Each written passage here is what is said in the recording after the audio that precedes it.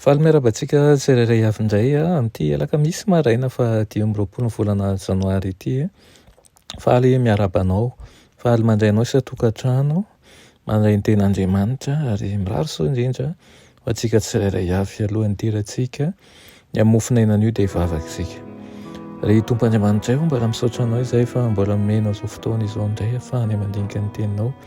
Misaotra Tompo izay mamoa ny masompananay mandrakariva ary tianay raha ianao no loha laharana zavatra rehetra ataonay anio andray hery avy aminao izay ary ny tianay indrindra dia andehananay ampinoana hitombony finoanay hitombony herinay komesa ao anivonay tsirairay avy Tompo fa vonoka andray ianao izay minaran'i Jesosy amen.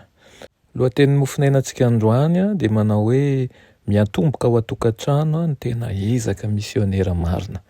Alaina amin'ny Lioka 1:1-5 manao toy izao minaran'i Jesosy. Ary samy marina teo anatrehan'Andriamanitra izy mivady sady nitondra tena tsy nanantsiny araka ny didy sy ny fitsipika rehetra nomeny Tompo. Amen. Amin'ny fanorenan'ny fifandraisana amin'ny Kristy no mahatafavehana indray an'ilay olom-baovao eo amin'ny fifandraisana voatendry amin'Andriamanitra. Ny andraikiny voalohany indrindra dia ny zanany sy ny fianakaviany akaiky azy. Tsy misy ninona azony atao fialan-tsiny amin'ny fanaovany ambanin-javatra n'ireo vondrona akaiky azy indrindra noho ireo vondrona mivelatra kokoa any ivelany. Antaniana ireo ray sy reny amin'ny andro anaovana ny tatitra farany mikasika an'izay nataony sy nolazainy mba ho famonjena an'ireo fanahy izay niandreketany ny fitondrana azy ireo teo amin'izao tontolo izao. Nanao ambanin-javatra nionjony ve izy ireo ka nandao azy eo ambanin'ny fikarakarana ny vahiny.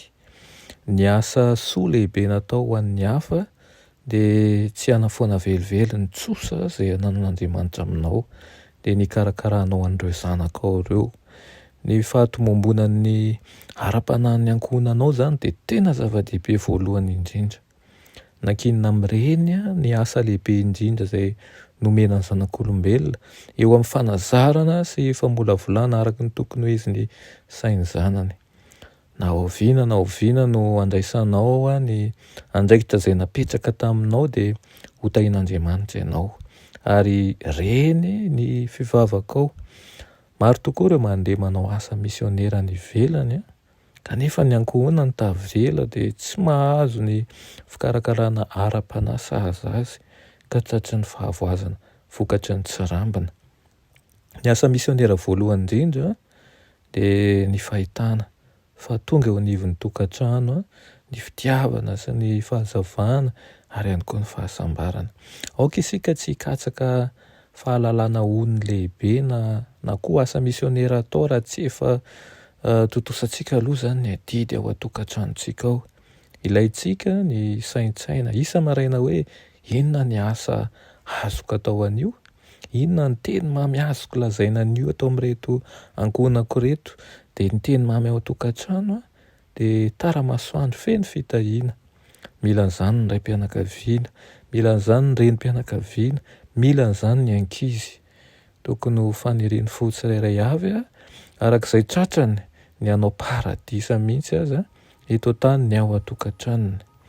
Ny fanahy anankiray izay voavonjy eo amin'ny fianakavianao no na eo amin'ny fiarahamonina misy anao noho ny faharetanao sy ny asa mafy nataonao dia hitondra voninahitra lehibe ho an'ny anaran'i Kristy. Hitondra famirapiratana ihany koa ary hitoetra sy hanome ny satim-poninahitra ny fiainana ho anao ny Tompo toy ny tany natao rehetra nataon'ireo misionera lehibe tany Sina, tany Inde dia nataona fanahy amin'ny alalan'izany fanatanterahana ny asa eo anivon'ny tokantrano izany. Amin'ity maraina ity izany dia manasa antsika tsy hanao atsirambina ny asa misionera eo anivon'ny tokantrano fa aoka ho ataontsika vaingon-draharaha tokoa ny famonjem-panahy ho an'ireo olona izay ao anivon'ny tokantranontsika, eo anivon'ny fiainantsika akaiky na ny zanaka zany na ndray aman-dreny na vady na iza mitoetra akaikitsika. Amen.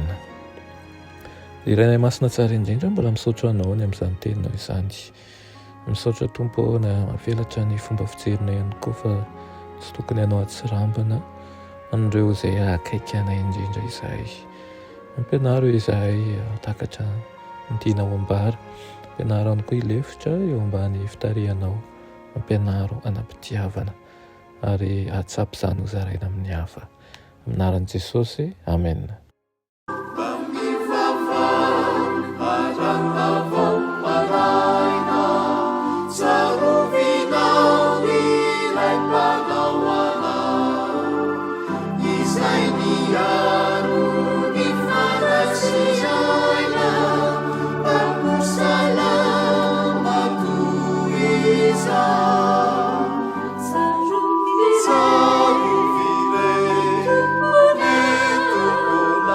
Savior.